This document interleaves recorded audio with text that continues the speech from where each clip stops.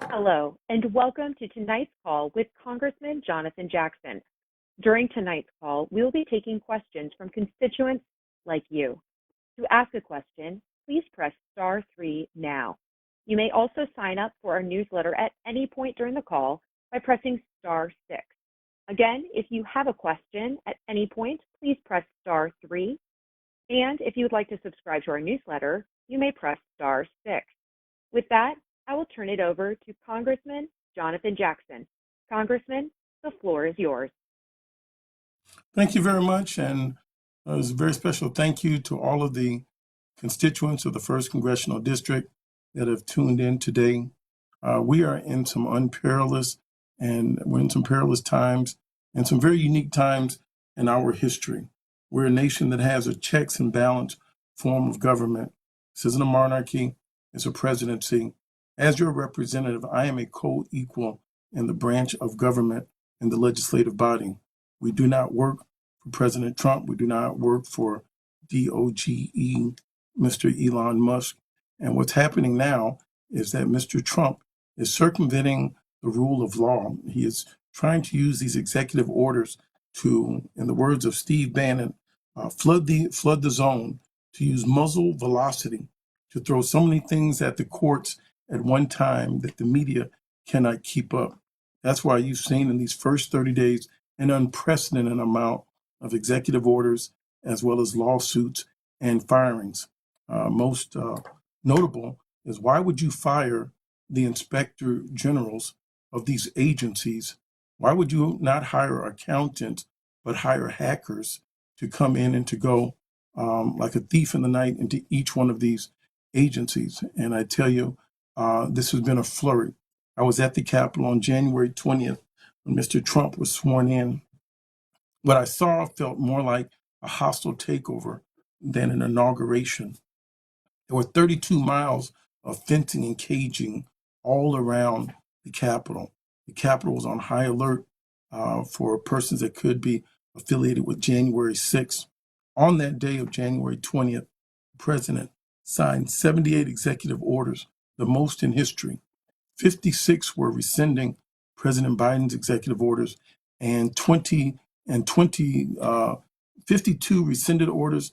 26 created new laws. One of the things that he did was pardon the January 6th insurrectionists, people that had a fair day in court, that have been videoed, watching, hurt, and even being at the scene of officers that were killed at the United States Capitol. Those violent persons were released. That was January 20th. On January 21st, as we sat in the chambers of the United States House of Representatives, in the visitors gallery, you could see Oath Keepers and Proud Boys. Essentially, he's empowered a militia to come in there. This is one of the biggest things that's not being discussed in the media right now, are the threats that are happening to elected officials all across the country. So this is the reason we have heightened concerns. What has happened since January 20th? We have seen the removal of the head of FAA. This is a person that Mr. Musk over DOGE has had a personal vendetta with. Mr. Musk has launched many extraterrestrial satellites for his Starlink internet service around the world. And of course, you've got to go through FAA to launch these. He's always felt as if he was encumbered by bureaucracy. So he's had him removed. This guy has stepped down on January 20th. Since then, you've seen 5 airplane crashes with U.S. There's a lot of chaos.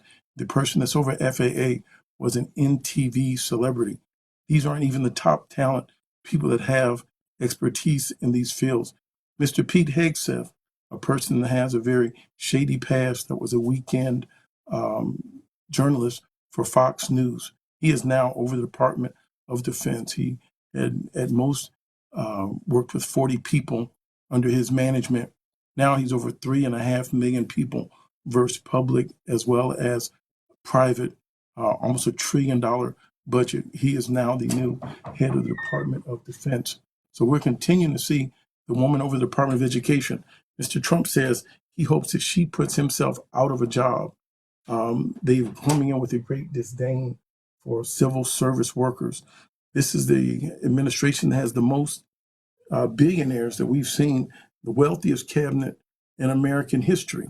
These are persons that have dedicated themselves to private sector wealth, not public sector good. And so he's carefully put these people in there. One last thing before we open this up to some questions.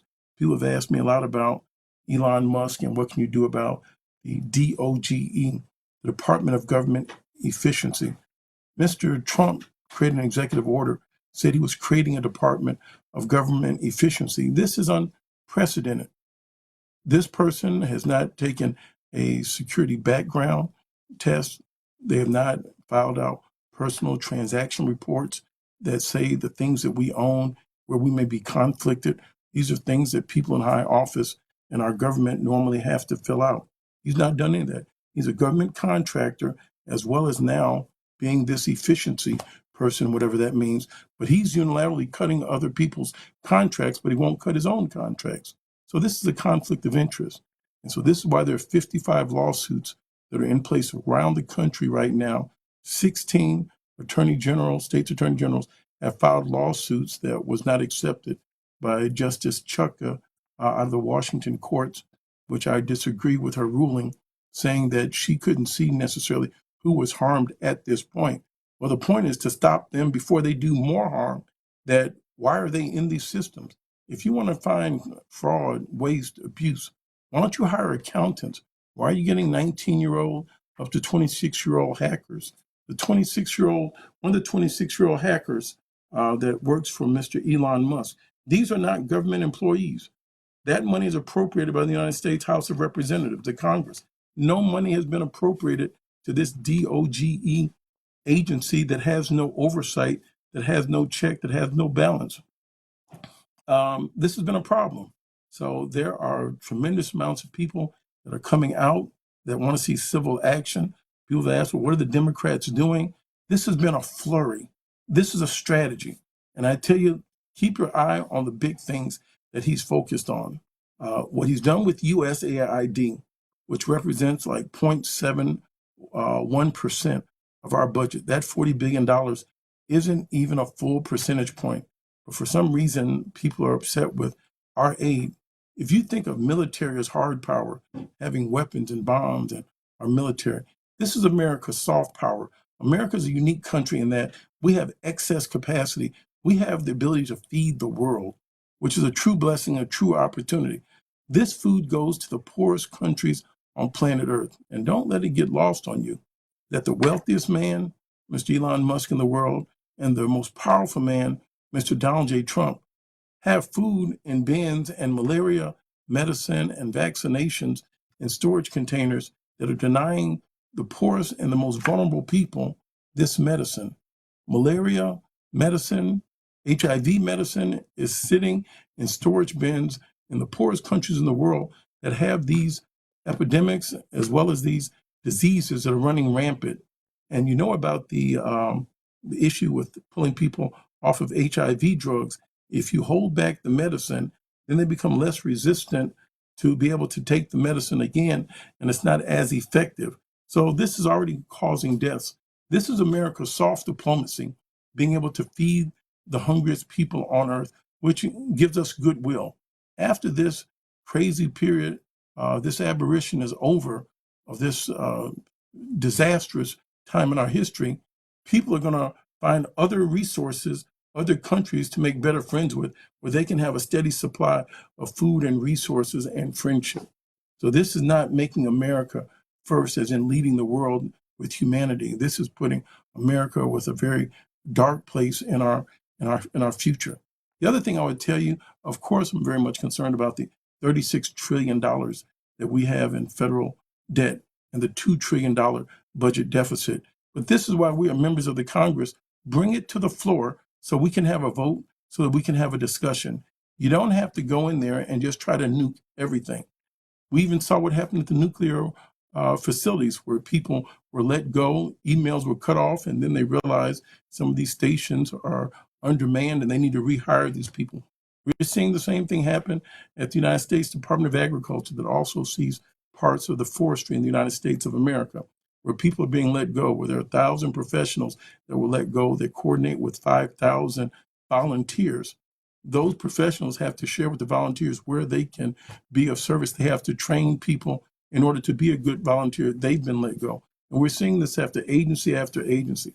And just yesterday, on February 19th, the president signed another executive order saying that the agencies of the CFTB, the financial, the CFTC and other agencies were to follow his interpretation of the law and the rule of law, the interpretation by Pam Bundy, the Attorney General, not the regulatory agencies.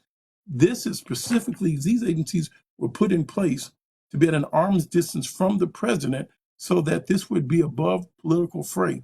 He is now saying he's the sole arbiter of what is right and what is wrong in these agencies. So we are, in my opinion, in a constitutional crisis. He is testing his limits of power, and I do believe that things are going to prevail.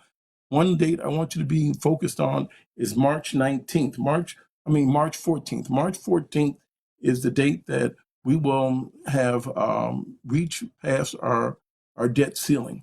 That date has to be brought before the United States Congress. What is the rush and why are they trying to do all these mass firings right now? Because he's promised his supporters $4.5 trillion in tax breaks to extend his tax deals from 2017. And with this DOGE that has not been authorized by Congress, that no one's gone through a background test, no one's taken an oath of loyalty test to the United States government. These persons, I was at the USAID meeting as a part of the Department of Agriculture last week, and I was asking one of the authors of Project 2025, who is paying these people that are working at the DOGE? It's in the executive branch of the government right now, and they are skirting around the law because that's not open to the Freedom of Information Act. And Mr. Elon Musk is a special government employee, which is given a 130-day window. And when asked who is running DOGE, Mr. Trump says, well, it's not Mr. Musk at this time. We can't even find out who they say is the head of these agencies. We don't know. And so this is a challenge, and I will be glad to tell you the action steps that I've taken. At this point, I'd be glad to answer any questions that you may have. And thank you again for being a part of this telephone and live stream town hall. Thank you, Congressman. Again, if you have questions during tonight's event, please press *3 on your telephone keypad now, and we will get you in line to ask your question. With that, let me go to our first caller. We have Willa. Willa has some questions about Social Security benefits. Willa, go ahead with your question. Yes, I'm concerned about, are they going to cut Social Security benefits? Because that's my main source of income. They are very much interested in having cuts to the Social Security program. If you think about where's the bulk of the money that's being spent by the United States government, it's in Medicaid, Medicare, Social Security, and in defense. What they're trying to do is to increase the work requirements for people that have SNAP, Supplemental Nutritional Assistance Program, and they're also trying to find, quote unquote, waste, fraud, and abuse. So you should be all right, but they are trying to find out where these numbers are. And from what Mr. Elon Musk has said, and he was reading the numbers incorrectly, that in trying to highlight his information, which he says, I may get the information wrong. The problem is when you get it wrong, you're going to get a lot of people hurt. And he's saying that there are 3 million people that are over the age of 150 that are receiving benefits. That's not true. President Donald Trump repeated it, saying there are millions of people, according to the way the computer was set up, that are showing they're sending out checks for 3 million people that are over 150 years of age. Then they came back and said they found $8 billion in fraud. And then once they were fact checked, it was $8 million in some overpayments that had been received. So yes, this is a problem, and I would look forward to giving you an update once they start going towards that agency. Thank you for that explanation, Congressman. If everyone on this call is enjoying tonight's conversation, I encourage you to press *6 on your telephone keypad now. That's going to get you onto our email updates list, which will provide regular updates on many of the topics being discussed tonight. With that, let me go to our next caller. We have Nicole. Nicole, go ahead with your question. You are live with Congressman Jonathan Jackson. Hello, good evening, Congressman. My name is Nicole Randolph. As she stated, I'm one of the people that were wrongfully terminated working for the Department of Health and Human Services here in Chicago, Illinois, as a grant specialist. I just wanted to know with the influx of people that are now going to apply for unemployment, for SNAP benefits, because literally, and this is probably too much information, but I went from making $100,000 to zero. So I'm a homeowner, and I'm trying to figure out what's next. And you were working at what agency? Department HHS. So the Department of Health and Human Services as a grant specialist, as a grant management specialist. Can I ask you a question? What sort of grants were you overseeing, and what's going to be the consequence of your department being eliminated? Who's now going to be denied? Well, I was over the school readiness, which is Head Start. And we all know, located in Project 2025, he wanted to pretty much get rid of Head Start. I guess that's just the start of it. 2 of us was actually terminated under the school readiness portfolio. So that's almost 50, no, and another person left. So that's almost 100 grants that they have to divide between maybe like 6 or 7 people now, outside of the 28 and 30 portfolio that they already had. Okay, if you do me a favor, please call into our office at 773-224-7300. Is that our new number? I'm sorry, 202-224. okay. I'm sorry, could you repeat that? Yep, that's 202-224. Now, I want the Chicago number. Well, we can do the DC number. That's fine. If you call the DC number 202-225-4372, 202-225-4372, people are standing by it right now. I'd like to give you a follow-up call so I can track the consequences of these budget cuts, so I can further get in front of people and service providers in our neighborhood. But yes, the unions have to speak up. And what I see happening is that people in this, as soon as this cold snap, we're going to have mass rallies in the public squares. This isn't going to work just alone in the court of the private courts, or the court of public opinion. This man is going through testing the boundaries, and these are persons that are unaccounted for, that are making these unilateral cuts without any supervision, oversight from the Senate or the Congress. So I'm sorry about your loss, and I do look forward to hearing from you and following up. Thank you very much for that explanation, Congressman. Our next caller is Phyllis. Phyllis, you are on the line with Congressman Jonathan Jackson. Please go ahead with your question. Congressman, first of all, I just want to thank you for doing the work that you do, and I know that it's not easy. I am what we used to call an Army brat. My father was a career Army veteran who served in the Vietnam War, and so I always thought of myself as a patriot.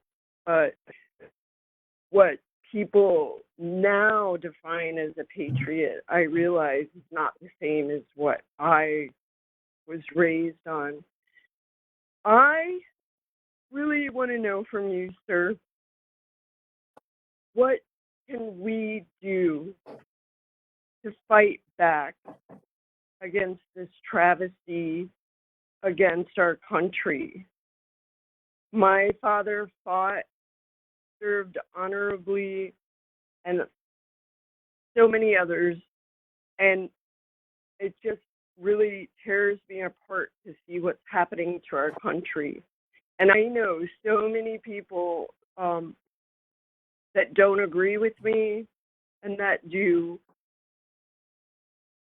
But I think we really need to know what can we do to stop this madness of this destroying of our country from within.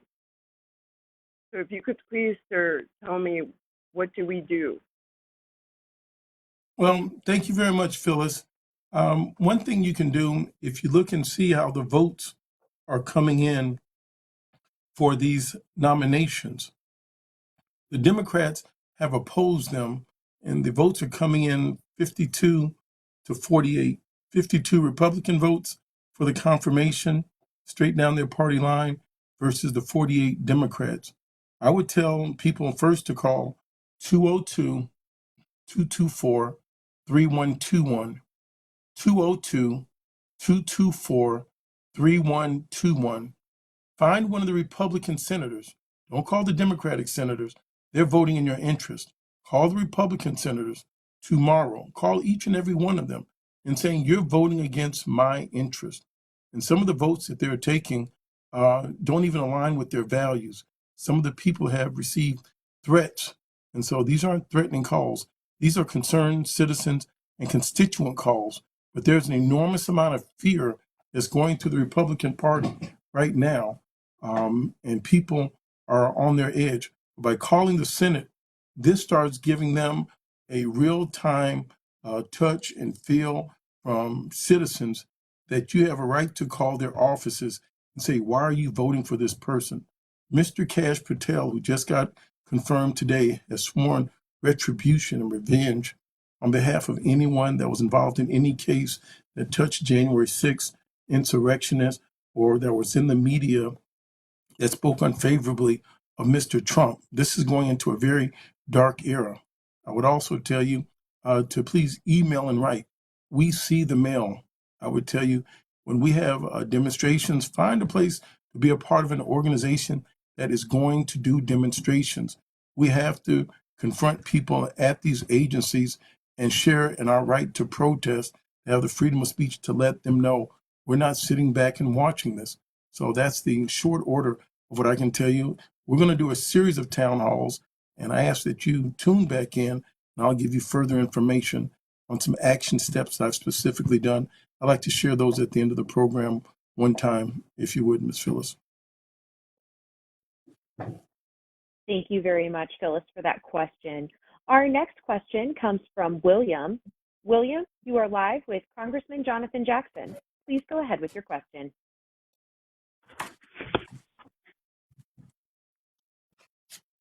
William, do we have you on the line? Yes. Go ahead with your question. You're on the line with Congressman Jackson.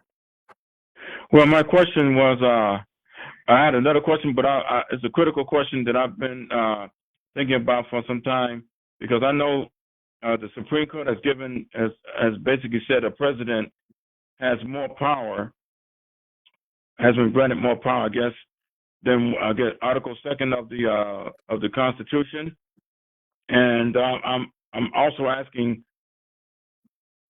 what can be done to prevent Trump from using the Unitary executive theory on his, would I say, a power grab, since the Supreme Court has given him basically carte blanche. And I understand that he may try, as the Congressman already said, that he has taken personal control over all the agencies of the federal government. In other words, brought those agencies into the executive, where they were never supposed to be, because they were supposed to be insulated from the federal government to prevent just this kind of thing, coercion and political shenanigans. So I would like to know, and I appreciate your service, sir, and I appreciate everything you're trying to do and the Democrats are trying to do to stop this. So I'd like to hear what he has to say on that. Well, thank you very much, William. And you nailed it. Mr. Vogt, that is the primary author of Project 2025. And I tell you, Project 2025 is real. If you look maybe on page 90, they talk about dismantling the USAID program, which is just absolutely cruel, denying people HIV and malaria, medication, and food. People are literally starving to death right now as we speak. Mr. Volt's in charge of that Office of Management and Budget. Then what they've done is, this is very Nixon-esque. The far right has always believed in that unitary sort of thought of government and power, that if the president says it, therefore it is, which is not the case. That's why there are independent agencies that are supposed to be beyond his pale. But now Mr. Trump says Pam Bundy and himself are the ones that are going to be able to define the law. They are absolutely standing in defiance of court orders saying you have to release the USAID money. This is money that was appropriated from the 118th Congress, something that I was in prior to Mr. Trump being back in office for his re-election in his second term. That money was appropriated, agreed to, signed into law, and is supposed to be dispersed. He is stopping the disbursement of the funds that we've already appropriated before he was in office. Congress controls the purse strings. He's the chief executive officer. He's not the officer of every agency, of every branch of government. And now he's defying court orders.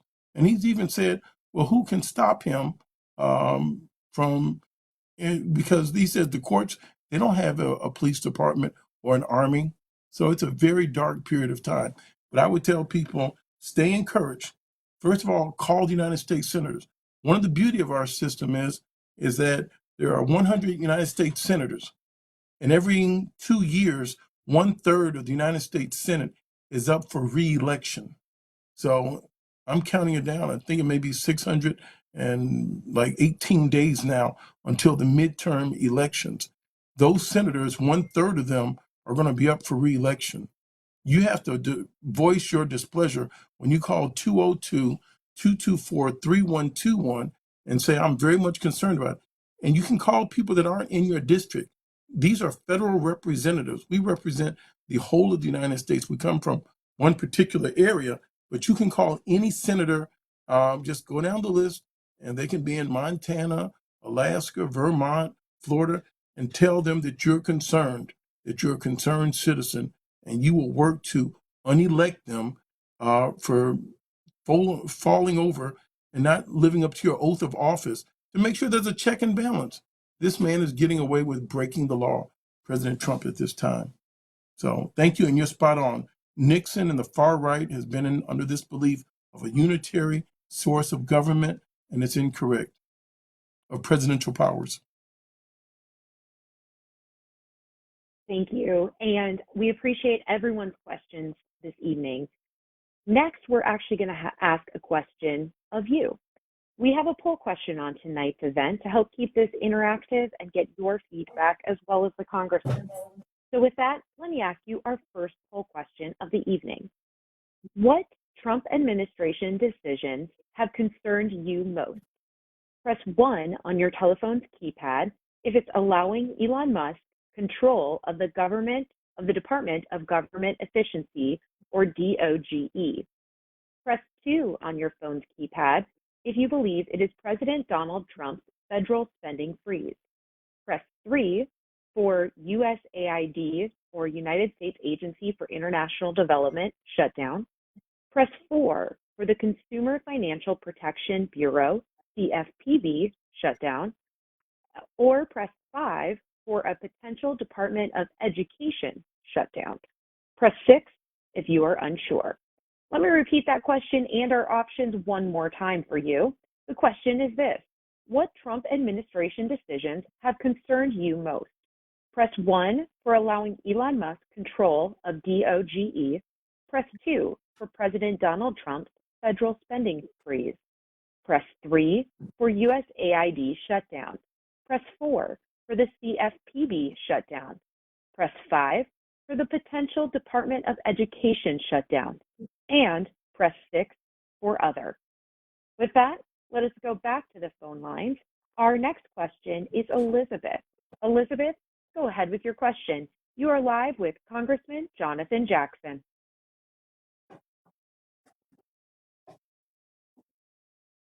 Elizabeth, do we have you on the phone line? Hi. Yes, this is Elizabeth. My question is, and thank you, Congressman Jackson, for all the work that you all are doing in Congress. I have been following this information since the beginning. I don't agree with, I disagree with everything he's done.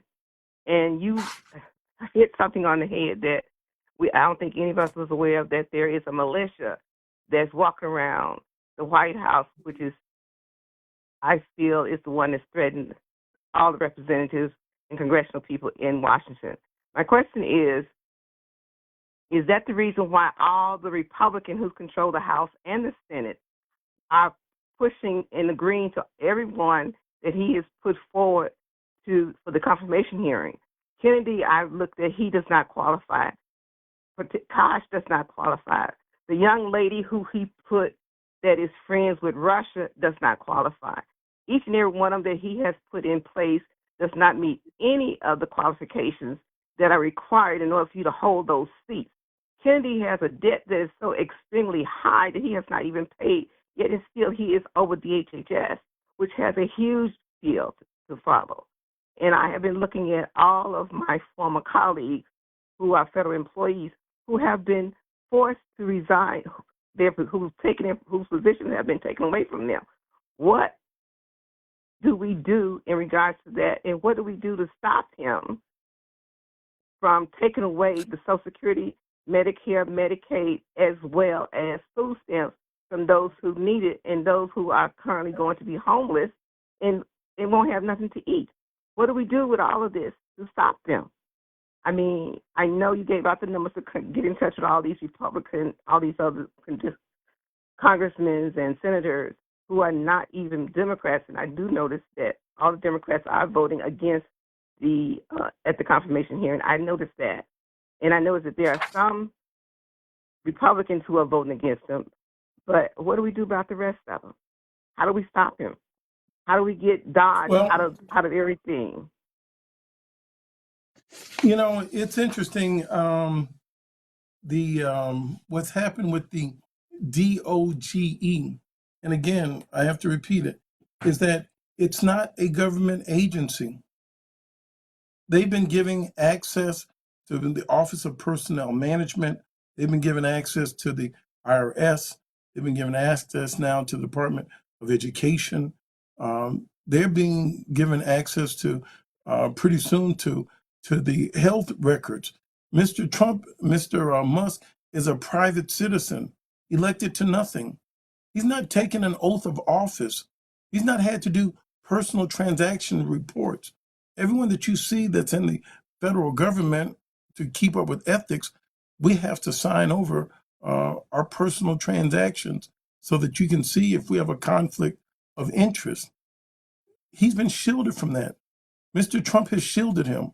Again, he's created him under a classification called a special government employee, saying that he's a senior advisor to the president that has a limit of 130 days and is housed in the executive branch, which is shielded from the Freedom of Information Act from the press. Now they're kicking members of the press, journalists, and news networks that you know out of the Defense Department and out of other agencies that have had a long-standing office, saying he wants to put influencers and other people that he chooses and to use the X platform. I mean, we've never seen anything quite like this. I would tell you, number one, don't be discouraged that this is in the first 30 days. And coming up on March 14th, he has to propose a budget. The United States Congress and the Senate has to pass it. This is where some of his constituents are going to run into a roadblock. For example, Mr. Trump won the state of Alabama by over 30 percentage points. He won Alabama overwhelmingly. But look what they've done with the cuts from DOGE with the National Institute of Health. The largest employer in the state of Alabama is the federal government through its Institute of Health in their research center. The second largest employer in the state of Alabama is, guess who? The federal government. So this is going to start hurting red and blue states alike. So these senators are going to be on a hot spot, and they're beginning to feel it. And they're saying, well, maybe you can be more target in your approach. No, if you're going to cut, have the same level of pain. People need their Medicaid. When we talk about the SNAP program, we're talking about almost 46 million individuals and 21 million households. On average, people receiving $2 per meal. I serve on the agriculture department. We're seeing malnutrition rising. After we saw the overturning of Roe versus Wade and what has happened with women not having access to reproductive choices, what's happened, Texas has been very much leading in this on taking control of women's bodies. Now you're seeing a rise in sepsis cases. There are more women that are being infected and poisoned because they cannot have these procedures. If they're going to have a baby they cannot take to term and the doctor cannot remove it, then the baby ends up dying within them and they get an infection. So this is a disastrous place that we're in. Unfortunately, elections have consequences. And he won by less than 1.5 points, which is fewer than 2 million votes. Mrs. Hillary Clinton beat him by 3 million votes. So he won by fewer votes than Miss Clinton had beat him by. So there is no overwhelming mandate, I would tell you, number one. Number two, I would tell you, is that the Democrats have 215 congressional seats in the Congress. You need 218 to create a Speaker of the House. He's appointed 3 people that are being confirmed into his cabinet. So they're going to end up with 217 seats, and each one of these seats has to have a special election. We're going to have to influence those seats. 2 are in Florida and 1 is in New York State, a person that he's appointed. I'll give you additional information on that. But this is why there's still hope. We have Leader Hakeem Jeffries.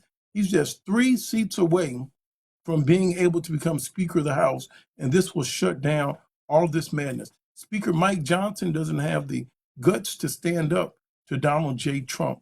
I was also at that inauguration, let me tell you about January 20th, what felt like a veiled threat when Mr. Trump was giving his inaugural address. He says, we have a slim majority, but we're going to stick together. We're going to stick together. And I was like, what is he really saying? And now these votes are coming down with everybody sticking together. And with those January 6 people now being out, say for every one person that's in there, they represented 100 or 1,000 people at home that could not get there. It's a violent mob of people. So I want to pray for all elected officials across the party lines, but many elected officials, after you saw the end results of 2024, this has been the highest number of death threats on elected officials that we've seen in our recorded history. So they are operating under fear and intimidation. There was an article that I was reading earlier today that was a quiet factor talking about the fear and intimidation that's happening with elected officials. Next week, I'll be able to share that with you. It's somewhere in my notes right now, but it's very revealing on how many elected officials have received SWAT phone calls telling people someone's injured in the house, police get over there, so that police can show up with their guns drawn. This is happening to some Democrats and to quite a few Republicans, and it's not very loudly spoken about. Thank you very much, Congressman, for that update. I do have the poll results from tonight's event. I want to say more than 1,000 individuals participated. And out of the folks who voted, 61% said that DOGE, D-O-G-E, was one of the decisions by the Trump administration that they were most concerned about. This had 9% that were concerned about a funding freeze, 4% that they were concerned about USAID being shut down, another 4% were concerned about the CFPB being shut down, and 15% were concerned about the potential Department of Education shutdown. With that, we are going to go to our next caller. Our next caller is Dave. Dave, go ahead with your question. You are live with the Congressman. Yes. Hello, Congressman. Thank you for doing this live town hall. Thank you, Dave. I've got a suggestion and then a question. It's my understanding that, and I'm retired. I'm on Social Security and some union pensions, so I'm doing okay right now. But if my Social Security is cut, I'm going to be up the creek. One of the things that I thought of for a long time is, how do you fix it? Well, if you can't cut it, and we don't want cuts to our Social Security, why don't you just take the cap off of the people who make the most money in the world and allow them to pay their fair share into Social Security like I had to, and the millions of other Americans that don't reach that cap have to do every year of our working lives. So take the cap off. Simple fix to fixing Social Security. So that's a recommendation. Okay. My question is, somebody in each department has to be performing these terminations. And unless they're afraid of getting fired themselves, why the heck are they even going along with somebody who tells them who's a private citizen, this Doge head, and he's got his other minions working for him? Why are they allowing the terminations to happen? Why don't they just say, no, we're not doing it? And if they can't stop it, why aren't our Democrats, and I'm a lifetime Democrat, and I know that we're not like Republicans, but we're in a street fight right now. And you don't use Marcus of Queensberry rules when you're in a street fight. Why don't they take the fine gentleman from Kentucky and use his playbook, the guy that's retiring now, and do everything in your power? Use the filibuster, obstruction. Don't let them do anything. Lock them down. Give them their own playbook right in their face and stop things, because a minority can rule the country. We saw it when McConnell did it. So that's my question to you. Why can't we do that? And why are the people in these departments going along with all these terminations of critical employees in critical departments? Well, thank you, Dave. I'm going to look further into your suggestion on the cap. That's a great idea, and hope you have a happy retirement. Congratulations. I'm sure you deserve it. The other part is I certainly agree that this is a brawl, that this is literally a fight. Unfortunately, I would tell, first of all, the federal government employees, when you're being offered a buyout, do not accept it. Continue to go to work. Please do not accept it, because this is something that they're saying. This has not been codified. You are still under the same rules of your retirement, of your pay, of your pension, and they cannot unilaterally just say, we're going to pay you through September. You're going to get paid for 7 months, 8 months of non-work. You know that's not how the federal government works. So a lot of people have run into that took early retirement and don't qualify for the benefits they told they had 24 hours to accept. That's one part. The second part of people that are being fired, they're being locked out of the system and terminated. The United States Senate, these are where all the confirmations are going through. And when you talk about the power of the filibuster, that's on the Senate side. If I could filibuster and stay out on the floor for 24 hours to speak up and speak out, I certainly would. That's a right that's reserved for the United States Senate, people that are in the upper chamber, and they need to speak up. And your third point that you made, absolutely. We know what the power is in the United States Senate, because when we had President Barack Obama, Mitch McConnell says we're going to slow this down, and he's not going to get his confirmations. So a United States senator can be like a hog sitting up in the creek where all the water has to run off of its backside that everybody has to feel. This United States senator has that power. So I would encourage our United States senators to start shutting it down. They have that power. Why they haven't, I don't have a good reason, a good answer why, but they have the power, and it's called using the Mitch McConnell playbook. This DOGE agency that's fictitious, that's not been certified by the United States Senate or the United States Congress, that's not funded, that does not have U.S. government employees, that's making these unilateral discussions. I don't know why Judge Chutka in the Washington, D.C. federal court did not deny them access. This is where you can get into irreparable harm. These people should not have access to people's personal data, not particularly when these people have the same knowledge and skills to create PayPal. They can end up getting your information to create a private platform for digital currency. They have a lot of other ambitions. And so they know what to do with this data. And they know data is gold in their business. This is why we need to have people tune into these town halls. We're going to do another one, if you agree, next week, same time, 7 p.m. We can start advertising for that. And I would like to follow up and give you a presentation on who Elon Musk is and what DOGE is has been empowered to do by Mr. Trump, and give you what they've done in the last 35 days by next week to get you up to speed on our next action steps. Thank you, Congressman. And we are looking forward to some of those updates as well. Next, I would like to ask a poll question once again for folks on tonight's call. This time, you're going to have 3 options to respond to the question. The question is this: how do you think the United States government should address the nation's budget?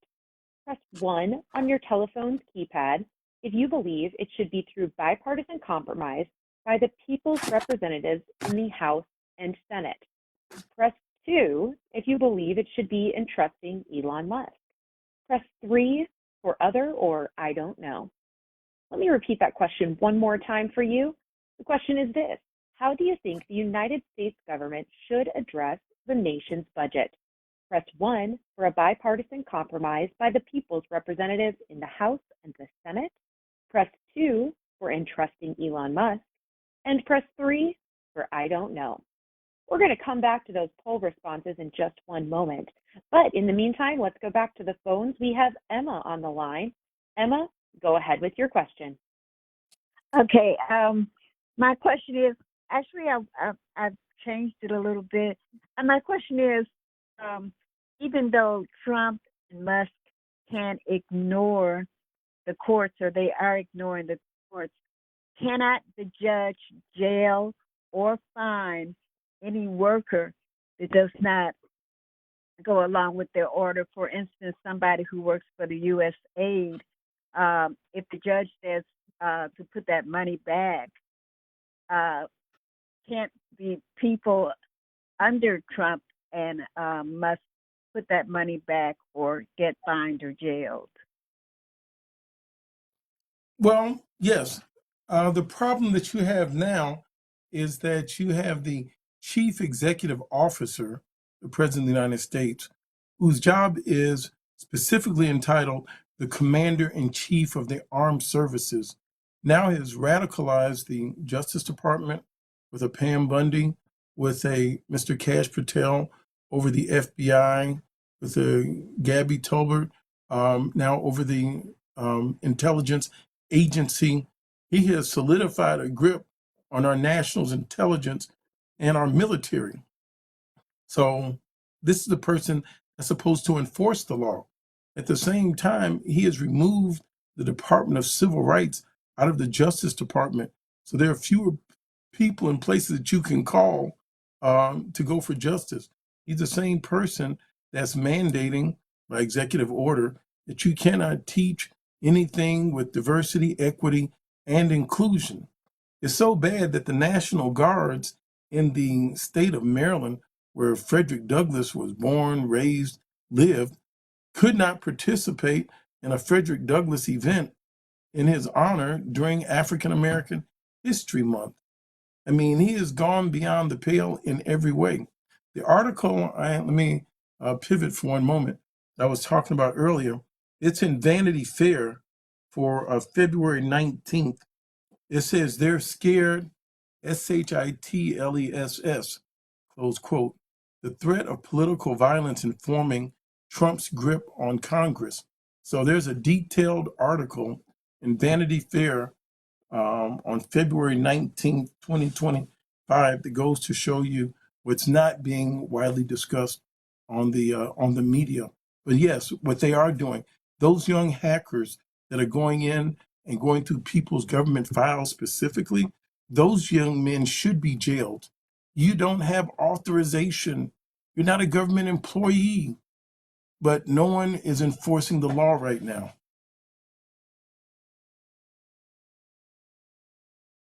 Thank you very much, Congressman, for that update. I do have the poll responses back from our last question, and it was overwhelming to say the least.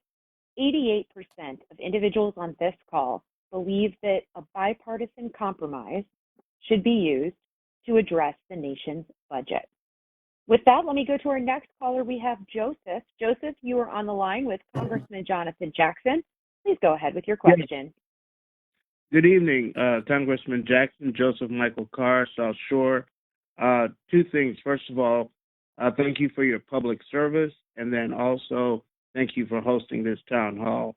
My question is, how will Trump's attack on diversity, equity, and inclusion programs impact the 1st District in Chicago? It's going to impact us enormously. It's going to impact the entire nation. When private corporations, Southwest, Walmart, Google, and other places where people in the 1st District work, and McDonald's, when they say they've scaled back their initiatives for diversity, equity, and inclusion. Remember, these aren't laws. These are cultural values, having diversity, having equity, having inclusion. And let me give you an example. E pluribus unum, the Latin, out of many we are one. That's a call for diversity. Frederick Douglass called this a composite nation.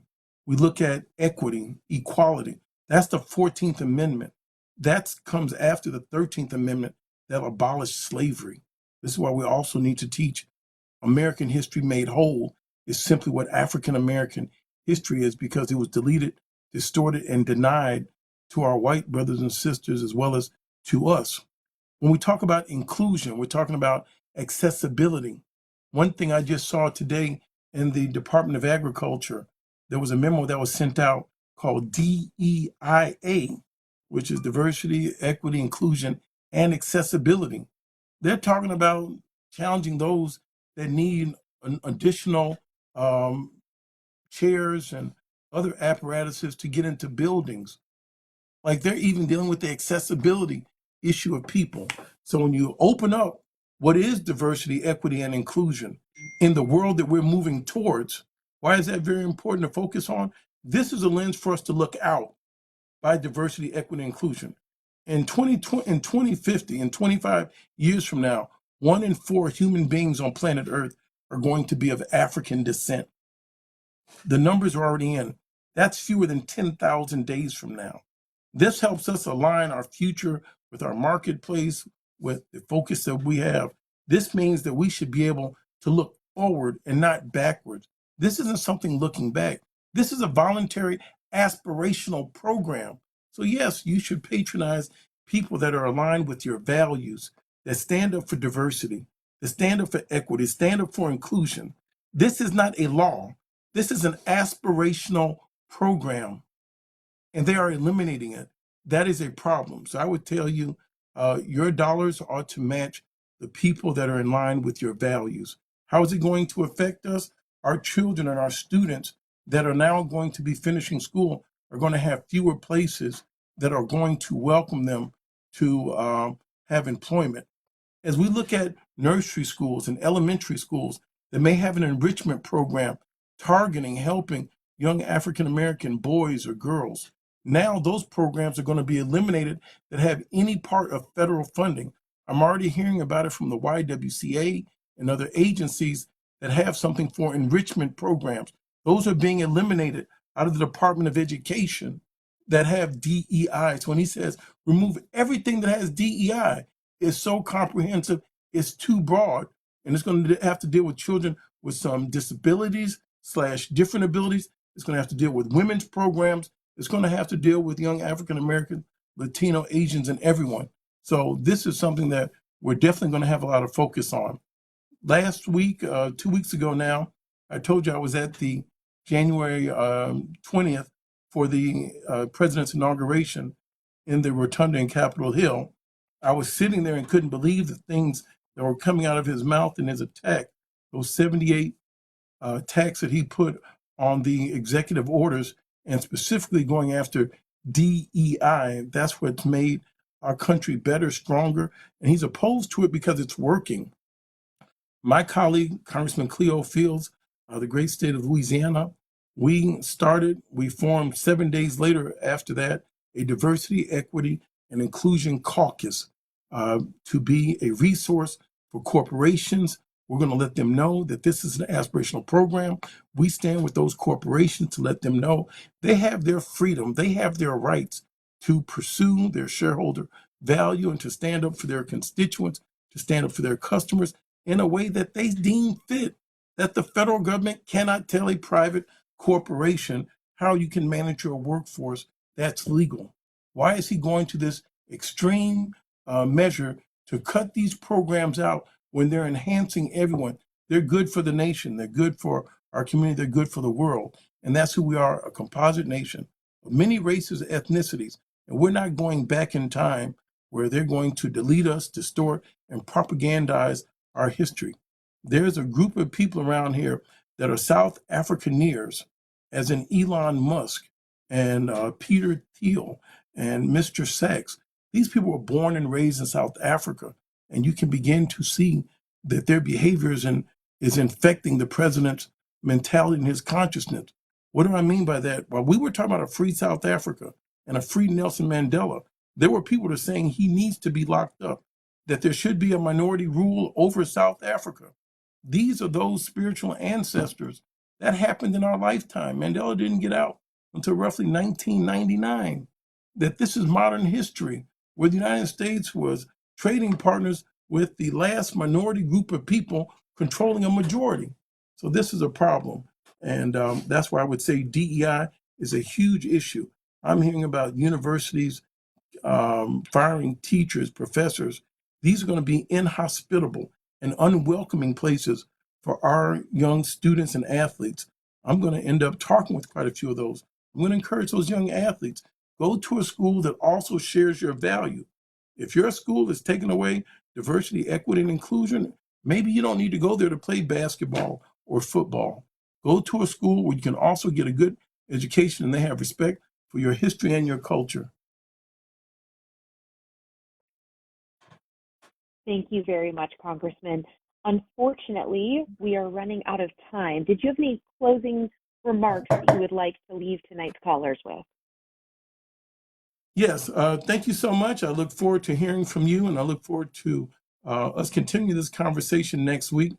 I really appreciate you participating with your questions. I would ask you again to call into our office in Washington, D.C. That number is 202-225-4372, 202-225-4372, or the Chicago office, 773-22, what's this number here? I can't see this number clearly.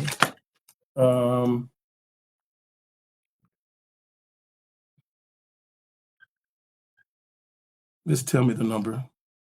773-779-2400. That's 773-779-2400. 773-224-7300, 2400. You'll get it right. So please, we're moving offices from 35th and King Drive over to 63rd and Cottage Grove. But stay encouraged. Call in next week. I want to hear from you what the respondents and constituents we're talking about. We're going to talk about Department of Government Efficiency, and I'll give you a primer on who is Elon Musk. Thank you again for your time.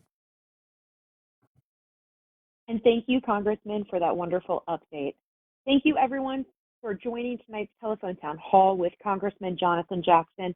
If you haven't spoken to a member of our team about subscribing to the e-newsletter, I know we have a number of folks who are still interested in subscribing. Please just stay on the line. At the sound of the tone, you can spell out your name and email address slowly, and we'll make sure to get you added to our email updates. With that, thank you and have a good night.